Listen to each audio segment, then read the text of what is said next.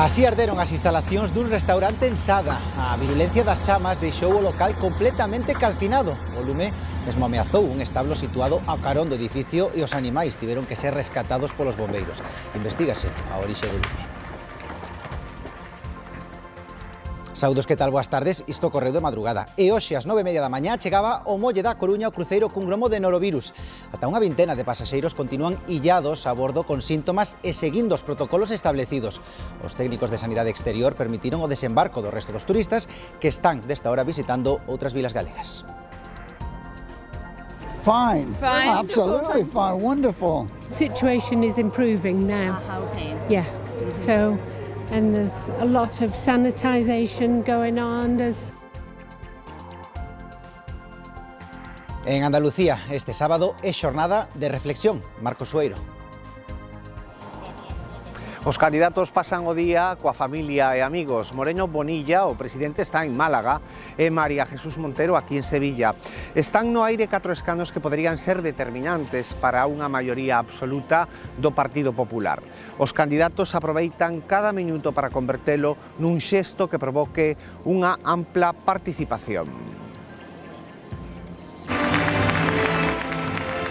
Aquí en Galicia, Rueda fai balance de goberno tras 2 anos de legislatura. O presidente pon o foco nos avances en educación, vivenda, sanidade e política social. Rueda salientou que máis do 85% do programa electoral está cumprido grazas a ter presupostos autonómicos aprobados. Máis do 85%, 85-87% do programa ou xa cumprido, porque xa levamos máis de 2 anos, ou en marcha cara a cumprirse, sen unha dúbida. Nos queda todavía un reto importante, que é ese 15% que hai que poñer en marcha.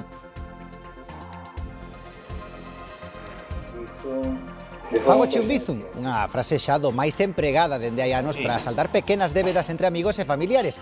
Agora, a partir do luns, Bizum dá un paso máis e habilita o pago en comercios físicos. Logo lles contamos máis. Facilita pois, o consumidor pagar de outra maneira, moi sinxela, que non lle supón un custo, para nos, tamén inmediato, son cartos na conta bancaria ao momento, parécenos ben. E a Ribeira Sacra comeza a recollar a súa saborosa cereixa, concretamente nas parroquias chantalinas de Asariña, Nogueira e Belesar. E hoxe, xusto aí en Belesar, celebran a súa festa de exaltación e tamén dos seus viños. Logo estamos ali en directo.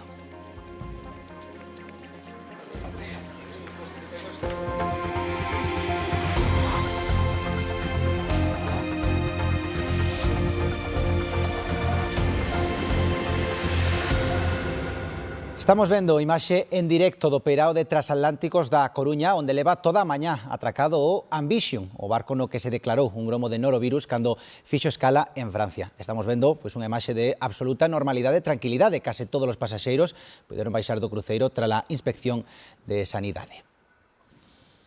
O control sanitario habitual neste tipo de escalas durou aproximadamente 1 hora. Hai varias persoas con síntomas no buque. Andrea Otero, sabemos cantos puderon baixar? Pois, como ben comentabas, David, desas 1.700 persoas que ian a bordo deste cruceiro, puideron baixar case todos, excepto 21 persoas que tiveron que quedar confinadas e seguindo ese protocolo sanitario ou estar infectadas polo norovirus. Unha decisión que foi tomada polos técnicos de Sanidade Exterior tras esa avaliación que realizaron a bordo e que durou aproximadamente 1 hora. Este cruceiro partía o pasado 6 de maio dende Escocia, logo fixo escala en Burdeos e foi ali onde comezaron cos síntomas de diarrea, tamén febre, estes dores de estómago por este virus, e tamén foi ali onde comezou esa cuarentena. E agora, como dicimos, o barco está aquí no peirao da Coruña e está previsto que a partir das 8 da tarde continúe o seu traxecto de cara a Xixón e logo de cara a Bilbao. O Ambition amarrou no peirao de transatlánticos da Coruña contra as 9:30 da mañá. A cidade recibiuno con ceos grises, chuvias febles e un seguimento amplo dos medios de comunicación, pendentes da evolución do gromo de gastroenterite por norovirus, que, segundo a última información da Delegación do Goberno, mantén illadas 21 persoas a bordo. We're not frightened at all, no. No, it's fine. Everything's fine. I'm very happy to be here. Tranquilidade e bo ánimo entre a pasaxe que media hora máis tarde do previsto puido desembarcar para visitar a Coruña ou desplazarse en autobús a Santiago, Betanzos e Ferrol. Foi despois de que o equipo de Sanidade Exterior confirmase que se cumpren as condicións de seguridade e de saúde pública a bordo. A inspección no buque prolongouse durante algo máis dunha hora. Creo que todo o mundo está asustado e eu podo entendelo, pero nós non, comenta unha turista. Só é un norovirus. Outra viaxeira explica que lavan as mans seguido e que están continuamente limpando e desinfectando o barco. Fan todo o que poden por manternos a salvo, engade. Destacan a profesionalidade da tripulación e manteñen o humor malia a experiencia vivida na escala anterior en Burdeos, onde foron confinados ata que se confirmou que a sintomatoloxía gastrointestinal de medio cento de pasaxeiros fora causada por un norovirus. O cruceiro deixará a Coruña ás 8 da tarde. A súa próxima escala será Xixón. Sobre outro gromo, o do antivirus, seguimos pendentes dos 14 españois que continúan illados no Gomezulla de Madrid. O que deu positivo mellora día a día e, segundo o último informe médico, está case asintomático. Os outros 13 seguen en illamento, pero poderán comezar a recibir visitas sempre cando volvan a dar negativo na PCR a que se someterán mañá. A muller francesa contaxiada por antivirus presenta a cepa máis agresiva e o seu estado é crítico. Seguen paliativos. En Italia foi arrestado un home que rompeu a cuarentena e foi sorprendido nun bar de Milán. E, mentres tanto, o Ondius, o barco no que se declarou o gromo, segue a súa viaxe cara aos Países Baixos. Está nestes momentos navegando á altura do Golfo de Vizcaya. Espérase que chegue ao porto de Rotterdam o luns, segundo informa a navieira propietaria do barco. A bordo viaxan aínda 27 persoas, 25 membros da tripulación e 2 do persoal médico. Tamén vai a bordo o cadáver dun dos 3 pasaxeiros que faleceu durante a travesía polo Atlántico. A Garda Civil cumpre hoxe o seu 182 aniversario e numerosas vilas de toda España celebraron actividades para que os cidadáns coñezan máis de preto o seu traballo. Un aniversario que chega no momento de maior polémica da súa historia. Reclaman máis medios para evitar riscos e mortes innecesarias como a dos axentes falecidos en Huelva na loita contra o narcotráfico. 182 anos ao servicio dos cidadáns. A Garda Civil está de aniversario. Dende o seu comezo tiveron que demostrar a súa capacidade de adaptación, modernización e especialización fronte aos novos retos da sociedade. Un aniversario que chega no peor momento coa polémica sobre a necesidade de reforzar o corpo, tanto en número de axentes como en máis medios. O incremento notable das mafias da droga en todo o país manténnos en alerta constante e con moito risco para os axentes. Deben combater a loita contra o narcotráfico para frear a entrada de máis bandas organizadas. As mortes de varios axentes en actos de servizo fixeron saltar as alarmas e as protestas da Garda Civil. Non se sinten respaldados polo goberno. Que el Estado te envíe con unos medios insuficientes o que sean inferiores, que también ocurrió. Nos gustaría pensar que esto no va a volver a suceder, ya que lo mínimo que merecemos los que damos la vida por los demás, a veces de forma literal, es un respeto institucional. Hai 2 anos morrían 2 axentes en Sanlúcar, cando batía contra eles unha narcolancha. Agora, outros 2 axentes mortos en Huelva na persecución doutra narcolancha. Os delincuentes actúan con total liberdade porque coñecen as carencias da Garda Civil. Este último suceso xa foi a gota que fixo saltar a crispación da Benemérita. Primeiro foi a ausencia de ministros no funeral dos 2 gardas civis. Marlaska recibiu os apupos dos axentes e familiares nun acto que tivo días despois.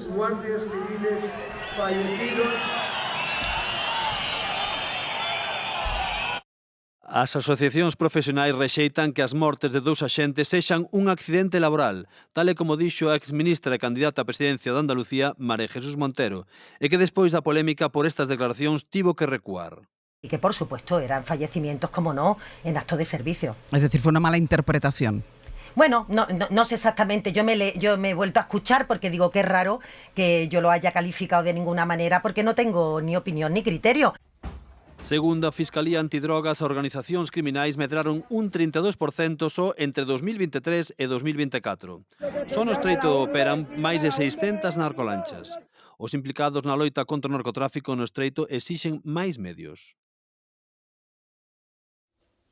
E temos unha nova de última hora. Atopan mortos un garda civil e a súa muller e tamén o seu fillo en Alacant. Tiñan feridas de arma de fogo.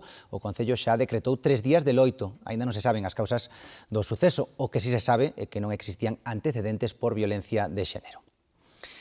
En máis asuntos, ímonos agora ata Andalucía, porque alí en menos de 24 horas comezarán a votar os andaluces. Nesta xornada de reflexión, os principais candidatos cambian os actos de campaña pola desconexión cos seus achegados. Marcos Sueiro. Que tal, David? Estamos ante unha xornada prevista, se me permites, que ofrece tamén as imaxes esperadas. Os candidatos pasan o día en familia e ofrecen imaxes cotiás. Temos que situarnos en distintos puntos de Andalucía, desta rexión, para ubicalos. En Málaga está o presidente da Junta e candidato do Partido Popular á reelección, Juanma Moreno. Pasa o día, como dicía, coa familia e cos amigos e confía nesa movilización necesaria para conseguir a maioría absoluta para o seu partido. Están no aire 4 escanos e calquera xesto é importante.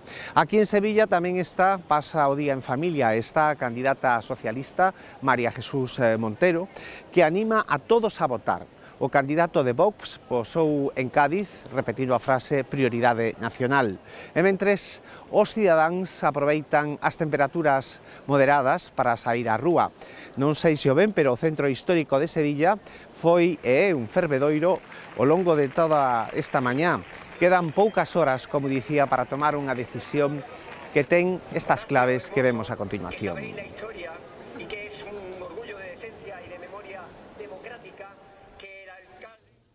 Grazas, Marcos. Falaba de claves que imos ver agora, porque son case 7 millóns os andaluces chamados a votar mañá unhas eleccións que son autonómicas, pero que tamén teñen unha lectura nacional. Os partidos ven estes comicios como unha primeira volta para as xerais. Coa vitoria prácticamente asegurada, o candidato popular Juanma Moreno Bonilla intentará lograr os 55 escanos que llegarán tan revalidar a maioría absoluta para gobernar, igual que nos últimos 4 anos, sen depender de Vox. Tras as experiencias de Aragón, Extremadura e Castela e León, os populares queren evitar outro pacto coa ultradereita que asume o reto de quitarlles espazo. O PSOE medirá a súa forza en Madrid a través da súa candidata en Andalucía.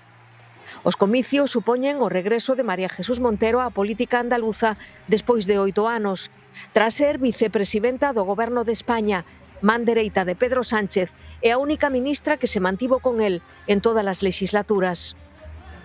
O obxectivo de Montero é non rebaixar o chan electoral que o PSOE andaluz estableceu hai 4 anos en 30 escanos. Calquera resultado terá, con toda probabilidade, consecuencias a nivel nacional. A outra clave dos comicios está no resto das esquerdas, que se presentan divididas en 2 papeletas. Adelante Andalucía, partido netamente andaluz, e por Andalucía, a primeira proba de fogo da reconciliación entre Sumar e Podemos desde a súa ruptura. O seu resultado pode condicionar a estrategia da esquerda de cara ás eleccións xerais do ano que ven. Aquí en Galicia estamos no ecuador da legislatura autonómica e Alfonso Rueda fai balance do goberno.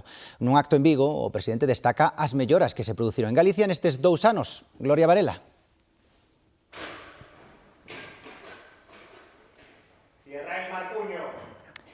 Sí, Alfonso Rueda destacou avances en materia de sanidade, política social, educación ou vivenda. Puxo como exemplo que Galicia é a única comunidade onde se pode estudar gratuitamente dende a educación infantil ata a universidade ou ese compromiso de duplicar o parque público de vivendas nesta legislatura. Alfonso Rueda dixo que 85% máis do 85% do programa co que se presentou ás eleccións está cumprido.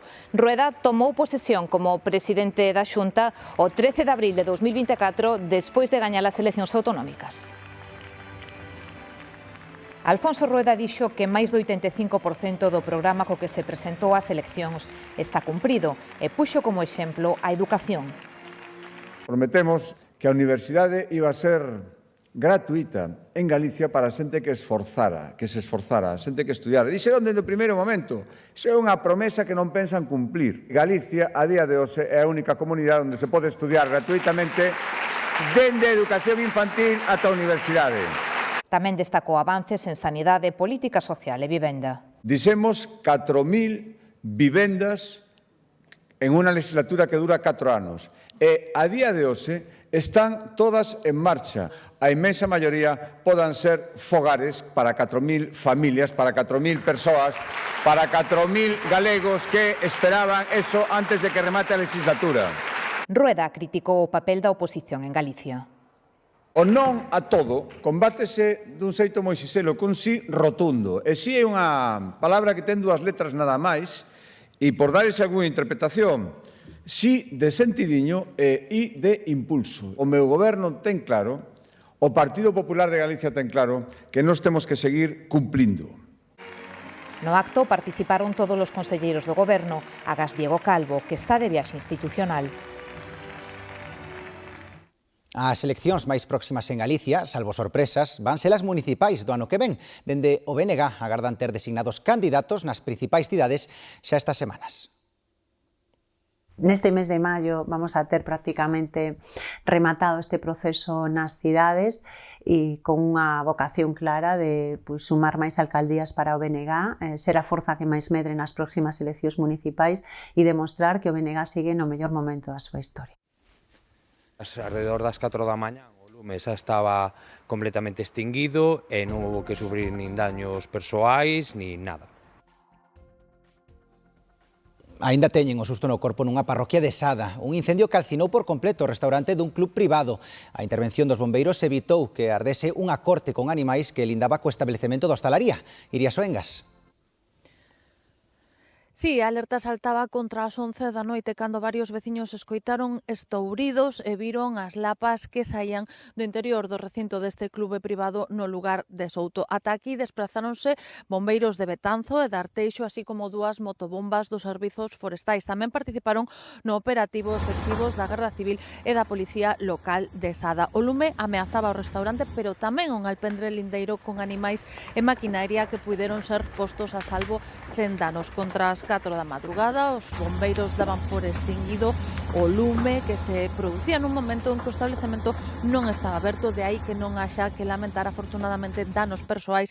Iso sí, os danos materiais son cuantiosos, xa que a zona de restauración, o restaurante quedou completamente arrasado polas lapas que afectaron tamén aos invernadoiros que había na parcela. Este é o son das lapas dun incendio voraz que calcinaba por completo este complexo hospitaleiro situado no lugar de Souto, en Sada. O lume comezaba sobre as 11 da noite por causas que aínda se descoñecen. Os veciños alertaron os bombeiros do incendio e de que se escoitaban explosións.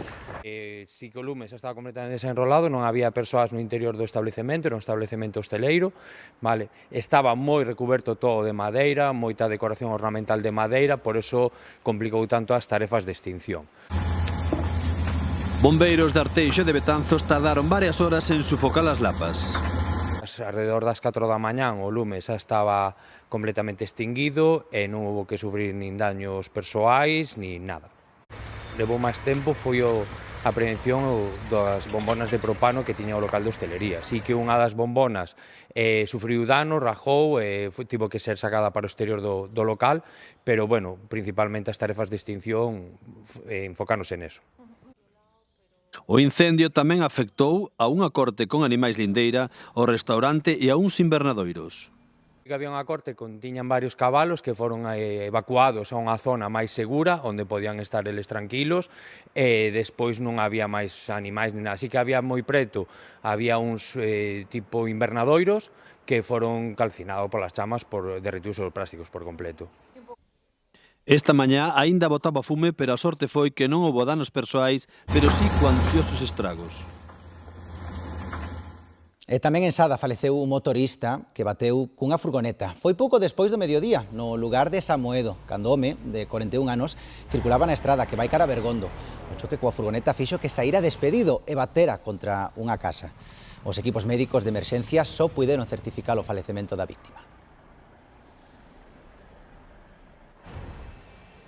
En Vilagarcía, no lugar de Laxe, un condutor que trataba de fuxir dun control da policía local puxo en perigo un peón, un ciclista, outro condutor e unha patrulla da Garda Civil. Cando o condutor viu o control dos axentes, tratou de fuxir, converténdose en todo un risco para a circulación. Cando se viu acurralado, el e o seu acompañante abandonaron o coche a pé. E foi aí cando os axentes o interceptaron. Deu positivo nos controles de alcohol e drogas, tiña o permiso de conducir caducado e xa fora condenado anteriormente por un delito contra a seguridade viaria. E ás portas da temporada de máximo risco de incendios forestais hai 4 persoas investigadas por causar lumes en Galicia esta primavera. Un home de 67 anos por un lume en marzo en Aranga e outros 3 por incendios en abril en Vilasantar, Abegondo e Betanzos. Todos están investigados polo Servizo da Natureza da Garda Civil.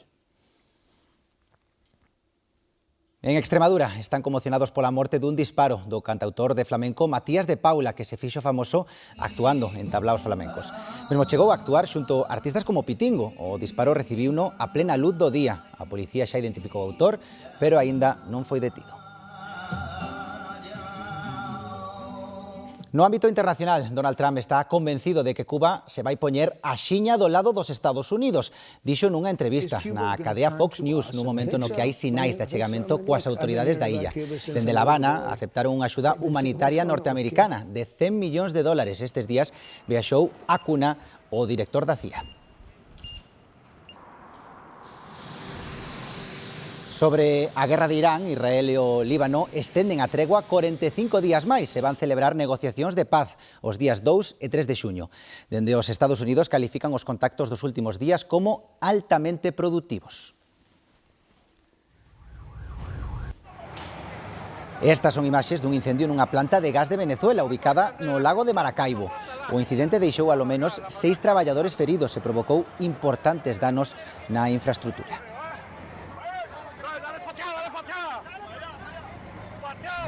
Pois en principio vou seguir utilizando a tarxeta de crédito. É que, bueno, ten máis vantaxes que inconvenientes. No tradicional, yo soy de la vieja usanza. Siempre pago en efectivo, así que non...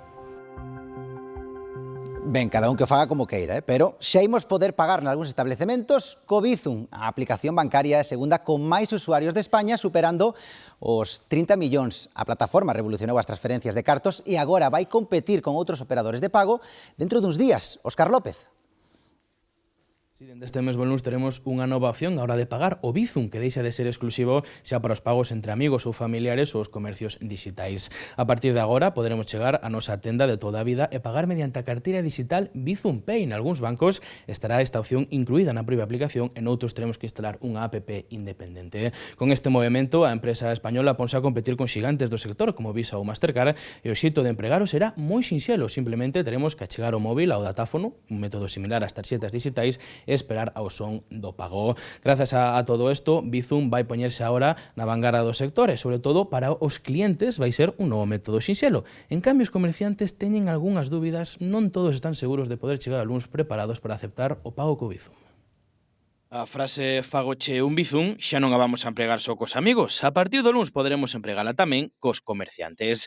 Nun principio, só será para os clientes do BBVA e CaixaBank, dende a app do propio banco, e os clientes do resto de entidades terán que esperar ao lanzamento da aplicación oficial Bizum Pay nunhas semanas. Unha novidade ben recibida polo sector. Facilita pois o consumidor pagar de outra maneira, moi sinxela, que non lle supón un custo, para nos, tamén inmediato, son, cartos na conta bancaria ao momento, parécenos ben. Iso sí, moitos terán que actualizar o TPV para poder recibir os Bizums. Os comerciantes teñen que adaptarse a unha serie de 3 ou 4 puntos, modificar o sistema NFC do seu TPV. O comercio tradicional temos que ter as mesmas armas para vender que as outros canales de distribución. O método é ben sinxelo. Abrimos a aplicación e achegamos o móvil ao TPV, o mesmo que cas tarxetas digitais. Iso sí, para o comerciante non será o mesmo. Algúns xa mostran a súa preocupación pola comisión. Por parte dos bancos aínda non temos toda a información sobre o que nos vai custar e de feito xa sabemos que vai ter máis comisión para nós, para os comercios, que cos pagos en tarxeta. Cando o Bizum entre particulares non ten ningún tipo de custe, entón todavía somos un pouco reacios a saber se o vamos a certamente implementar. Na rúa son moitos os que aínda non teñen claro o funcionamento desta nova ferramenta. Algúns son máis abertos e outros seguen apostando polo billete. Pareceme que cantas máis opcións haxa para todos a hora de pagar, pois benvido sexa. No tradicional, yo soy de la vieja usanza. A veces no alguna cena que outra, pero é moi raro. Vai seguir con método tradicional. É o método tradicional. Así que xa o saben, o luns poderán elixir entre efectivo, tarxeta ou Bizum. Pois paguemos en Bizum, con tarxeta ou en efectivo, os prezos son cada vez máis altos. Segundo os últimos datos do IPC, o que máis soben son os ovos, a carne e a froita. A Praza de Abastos de Santiago de Compostela amosaba o rebulir propio dunha fin de semana, cos postos cheos de xente entre turistas e os compradores de sempre. Pero a maioría coincidía, os prezos dos produtos alimentarios están a subir moito. Están polas nubes e agora ven o tempo e tira toda a fruta, non che digo que vai a ser. O que subeu todo moitísimo, non só o peixe. Segundo o índice de prezos ao consumo que serva de referencia para ver a evolución do custe dos produtos, en Galicia o prezo dos alimentos subiu un 3,4% de media no mes de abril. Un dos exemplos é o custo dos ovos, que aumentaron en xeral case un 15%. Subou todo en general, sí, na alimentación todo. Tamén a carne, o prezo da tenreira, dependendo da calidade da peza, incrementouse os 5 euros o quilo dende o ano pasado, entre 1 e 3 euros quilo o custo da carne de porco. O polo grande, porén, quedou estable como o do coello. As carnes, máis ou menos, están igual, xa viñan dunha subida anterior. O que sí, o gasoil sí que o notamos, porque nos portes aí sí que vamos encarecendo. Que pasa? Que non de momento non se está repercutindo nos precios. No peixe, o tempo no mar influe moito nas capturas e tamén nos prezos. Así podemos atopar os lirios, a sardiña e os rapantes en variacións dende xaneiro, pero cunha subada pescada de ata 3 euros o quilo, mentres que o sargo pódese atopar ata 3 euros máis barato que o ano pasado. O xureliño 10 euros, o lirio 7, 8... Dependendo de calidades e tamaño, sempre falamos de medias. E non observo un incremento reseñable. Onde si están de acordo os compradores é nos altos prezos das legumes e das hortalizas e de algunhas froitas. Acabo de preguntar ahora 9 euros los guisantes, que me parece unha barbaridade. Antes, pues, un kilo de cereixes podía costar 6 euros, 7 euros, ahora vale 12. É dicir... Mentres que os compradores axustan cada vez máis a carteira, os praceiros tentan manter os prezos o máis estables posible e seguen defendendo o comercio de proximidade para garantir unha compra equilibrada e de calidad. Pois, se xa lles parece que todo está caro, imaginen vostedes se sufrisen algunha intolerancia, por exemplo, ao glute. A cesta da compra encarecíase case 1.000 euros máis ao ano se fosen persoas que sufrisen celiaquía. As persoas que non dirixen ben estas proteínas, os celíacos, fan este gasto a máis e, sobre todo, notan un aumento na barra de pan, na bolaría e tamén no pan relado. Por iso, a celiaquía afecta a unha de cada 100 persoas e no seu Día Internacional lembran que a única medicina que teñen é unha dieta estricta durante toda a vida. Raquel Gandoi. A prevalencia estimada do 1% da poboación que ten a enfermidade celíaca deixaría en Galicia unha cifra de 27.000 persoas que non poderían comer gluten. Sen embargo, na Asociación de Celíacos de Galicia, da comunidade galega, hai alrededor duns 3.000 celíacos, 2.200 asociados. Neste Día da Enfermidade Celíaca nos citámonos coa secretaria desta organización galega neste restaurante, o primeiro de Vigo, que ofreceu unha carta íntegramente sen gluten, porque viaxar ou comer fora da casa, ben sexa en restaurantes como este ou en comedores colectivos, segue sendo un dos grandes atrancos deste colectivo. Belén, a secretaria da Asociación dos Celíacos Galegos, celebra o seu día neste restaurante de Vigo, Alium, en latín, diferente. Despois dun diagnóstico da enfermidade celíaca, toca vivir nun país onde comemos 3 veces ao día e celebramos maiormente en restaurantes. A nosa única medicina é a comida. Nós non necesitamos unha medicina, solamente alimentación. E claro, hai xente que sí o fai por moda, pero que realmente non son celíacos. Eso sí nos fai moito dano. Reclamamos, que a restauración, que para nós é importantísimo, poder sair e non ter que explicar isto podo, isto non podo, me podes facer isto, me podes traer isto, no, que non toque pan, que non... El poder formar parte de una mesa con otros amigos sin tener ningún problema. Da mucha tranquilidad y te quita un peso de encima. Sobre todo porque así pudieron hacerme la tarta de la boda. Todas estas son reaccións reais dos clientes de Alium sacadas do seu Instagram, celíacos felices por poder ser comensais. Mais que piropos son as caras que poñen, as reaccións que teñen. Tuvemos unha rapaza que puxose a chorar porque na vida puidera tomar un desayuno, que máis ilusión lles fai poder sentarse na mesa sin medo de elixir calquer cousa da carta, integrarse co resto da mesa e que todo sea como debería ser, ¿no? Algo cotidiá e bo. Raúl fixo cursos, loitou por ter cervexa de barril sen gluten e pelexou moito coas texturas e co I+D. O seu obxectivo segue sendo que os clientes que teñen a enfermidade celíaca coman ben, sen ser mirados como extraterrestres, pero sobre todo se sintan seguros. E continuamos falando de alimentación, porque a obesidade fréase, pero afecta a un 18% dos españois. En Galicia estamos incluso algo por riba, no 20%. E atención, porque se sumamos as persoas que a sofren coas que teñen sobrepeso, fan vostedes as contas, vemos como a máis da metade dos galegos sobranos algún quiliño. Para mellorar estes datos, o que sempre nos aconsellan os expertos, dormir ben, unha boa alimentación e tamén, sempre que se poida, facer deporte habitualmente. É moi importante este último dato porque o ritmo de vida actual lévanos a movernos cada vez menos. E se teletraballan, aínda peor. Un estudo confirma que pode provocar un aumento de ata 3 kilos. O petiscar constante, o tela cociña a man e as horas sentado rematan por sumar unhas calorías que logo é máis difícil queimar. Actualmente o 13% dos galegos teletraballan. Os expertos aconsellan ter rutinas marcadas para comer, erguerse cada certo tempo e manter unha actividade física diaria. Ben, cambiamos de asunto, seguimos con baixas temperaturas a primeiras horas da mañá, despois recuperan un pouco, pero hoxe houbo menos de 2 graus en Manzaneda, moito frío tamén en zonas de montaña e en Lalín, onde corresponden estas imaxes, e amenceron ali con 0 graus, un tempo que ten desesperados os galegos. 40 de maio hai que aguantar ainda, así que é o que nos queda ainda, que é o 10 de junio. Eu penso que veu abril moi bo, entonces isto é o que temos que aguantar agora. Que si por el día está mucho mejor, pero por la noche refresca. Marzo marallea, en maio marcea, non? É así a cousa, pois foi así, a cousa é así. Os galegos estamos afeitos aos cambios de temperaturas. Pero a noite rasca. Sí, esta noite aquí casi xiou, casi. Que lle queres moi mal, non se pode andar, paraguas seguido, que faz na casa todo o día? Victoria Federica e o seu noivo Jorge Navalproto visitan ao rei Xoán Carlos en Sanxenxo xunto á infanta Elena. O monarca reapareceu esta mañá na ría de Pontevedra para seguir a competición da Liga Española de 6M, de unha embarcación auxiliar, rodeado da súa familia e amigos, fiel a unha tradición que repite en cada visita á nosa comunidade.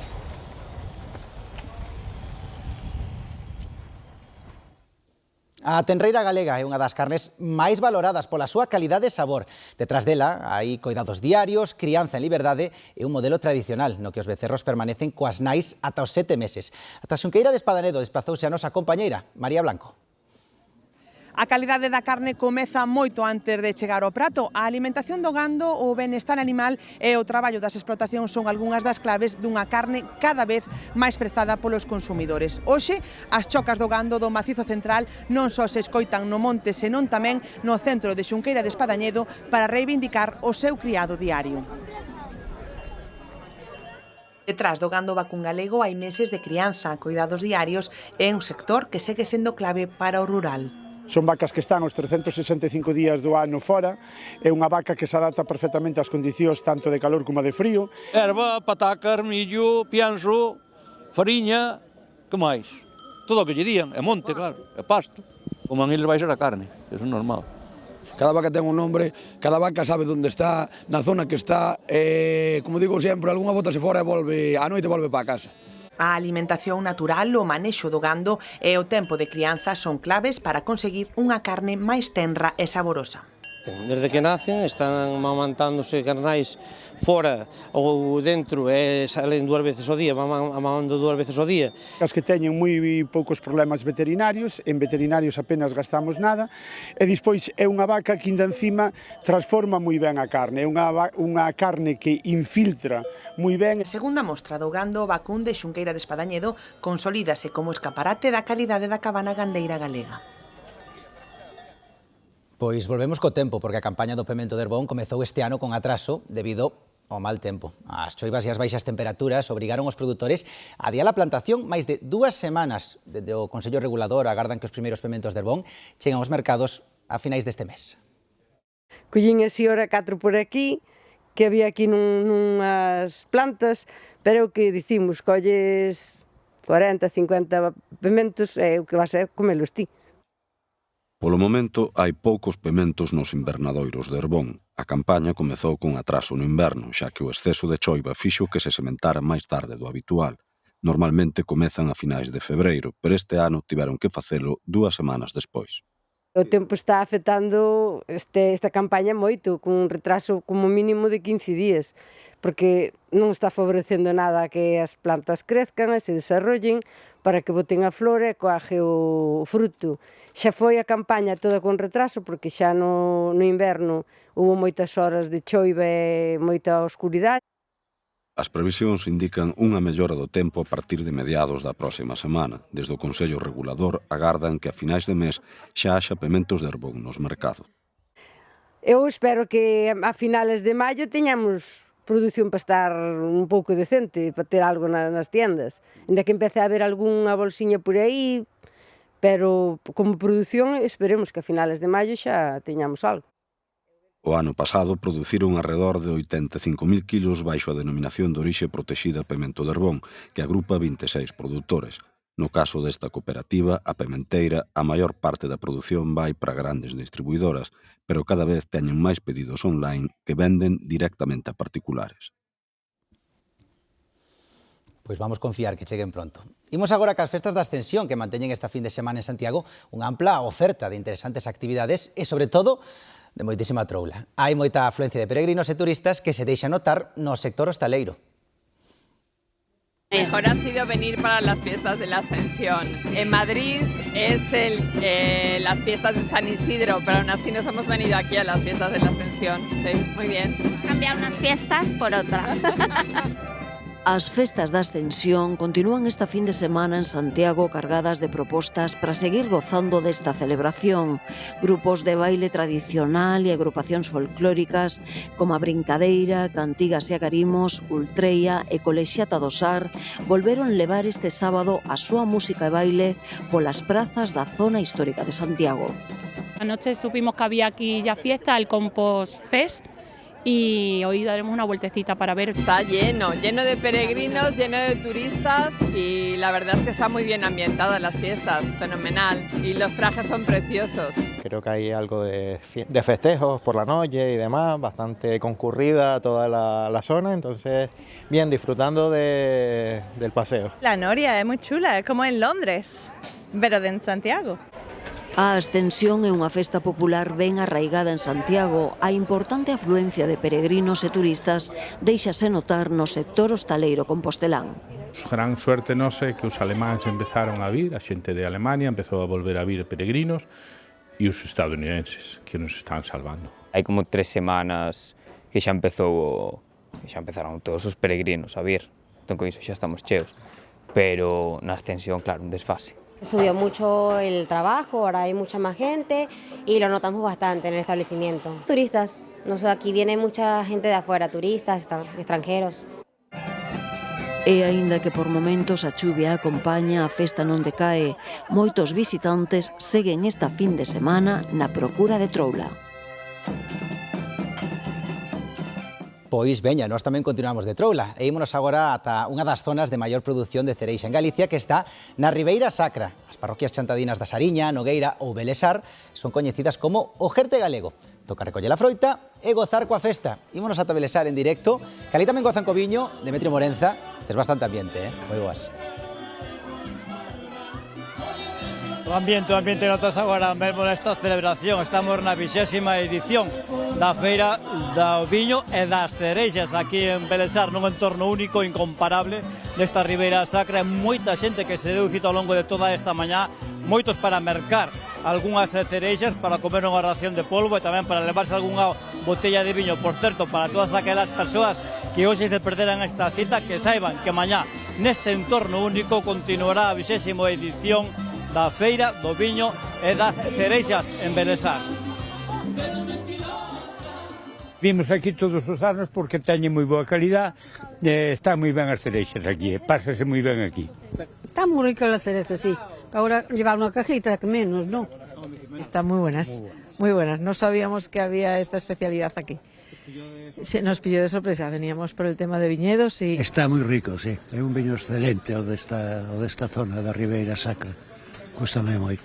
Estamos nun ano que eu creo que as calidades foron moi boas. A añada 25 foi unha maduración espectacular, entonces eso, cando tes un bon produto, ao final ves a recompensa nos viños, non? Veña, pasan das 3 da tarde, momento perfecto para coñecer que teñen preparados agora os compañeros de Tarde Piaches para hoxe. Moi boa, Silvia. Moi boas, David. Bueno, estaba escoitando da Ribeira Sacra e teño que dicirche que as nosas reporteiras tamén estarán espalladas por non sei onde, pero festa dende logo. Pois teremos moitas cousas de que falar e unha delas, de verdade, é unha enquedanza que temos a inmensa maioría dos galegos. As herdanzas. Non digo nada e digo todo. Bueno, pois falaremos dese tema que é un tema moi importante porque que pasa coas leiras en Galicia? Esa posesión. E ademais invito a todos os galegos que neste intre están véndonos, por favor, que comecen a chamar o noso programa cando empecemos Tarde Piaches porque queremos tamén saber a súa opinión. E moitas cousas máis. Como te podes imaginar, David, música, historias, conversas, todo en Tarde Piaches. Moito máis e atentos que estaremos. Grazas, Silvia. E imos agora ca pianista compostelá Isabel do Barro, que ofrece mañá un recital polo Día das Letras Galegas no Teatro Colón da Coruña. Vai interpretar pezas do seu disco Kaleidoscope, polo que recibiu un Grammy Latino na categoría de música clásica. Un traballo que replica pezas de mulleres compositoras de todo o mundo, entre elas a galega Carme Rodríguez. E co gallo do Día das Letras vai incorporar ao seu repertorio pezas de outros autores galegos, como Octavio Vázquez ou Juan. O concerto vai inaugurar o ciclo Eidos, encontros musicais en que a imaxe cobra un gran protagonismo, neste caso un espectáculo de luz que acompañará cada unha das obras interpretadas, ofrecendo unha experiencia sensorial completa a todos os asistentes.